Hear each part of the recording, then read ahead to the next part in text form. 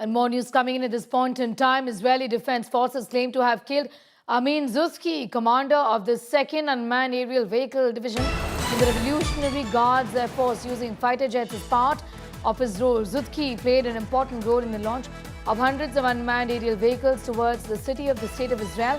I'm going straight across to Shivani for more details on that story. Shivani is in Tel Aviv tracking that big story.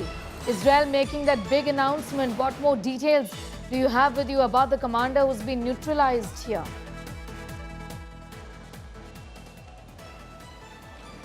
Sneha, Israel has been neutralizing and focusing on these particular commanders who've been associated with big programs and big commands in their hands. And when we are talking about this particular commander, he was a second in command when it comes to the UAV program, the launching that was being done towards Israel. So Israel has now eliminated this commander, and it has been very evident that today is the 9th day, Sneha, and in these 9th days, more than 7 of these top commanders have been eliminated by Israel, as they have been informing with all the pictures also.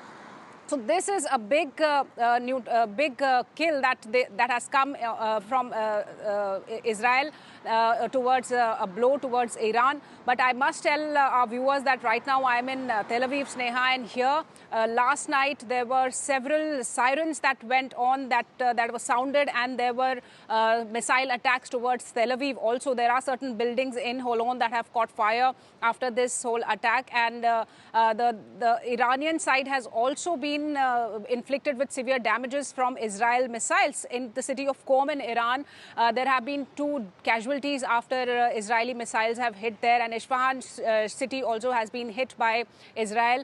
And there are signs of escalation from both the sides, Sneha. But yes, this is a big news that the second in command of the UAV operations in Iran's whole command has been now killed by the Israeli attack. And after Shadmani, who was the second chief of the army, this is one big killing that has happened. And Israel has been very clear and saying that we are focusing on those commanders who've been engaged in attacking Israel in terms of attacking the buildings in Israel and taking those missions for Iran towards Israel. So this is very important to understand that there are signs of escalation, and from both the sides, the missile attacks are increasing each day. So this conflict seems to escalate with each passing day, Sneha.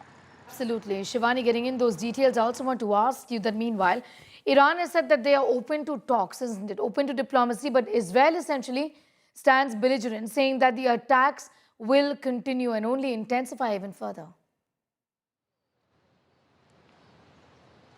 See, Israel has made it very clear that it started with a mission, and the mission was to degrade the nuclear threats that come in from Iran, and also to take away the capabilities of Iran of making those intercontinental ballistic missiles that can be handed over to its proxies to be used against Israel.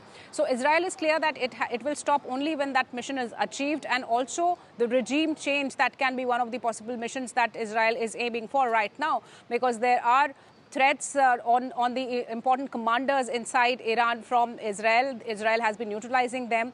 Iran side is actually appealing for negotiations. It has been appealing United Nations and other allied nations that nations should come together, and this whole operation should immediately stop. But from Israel's end, negotiations have now been denied. And even for that matter, Sneha, I must recall that United States of America has also said that we give enough time to Iran.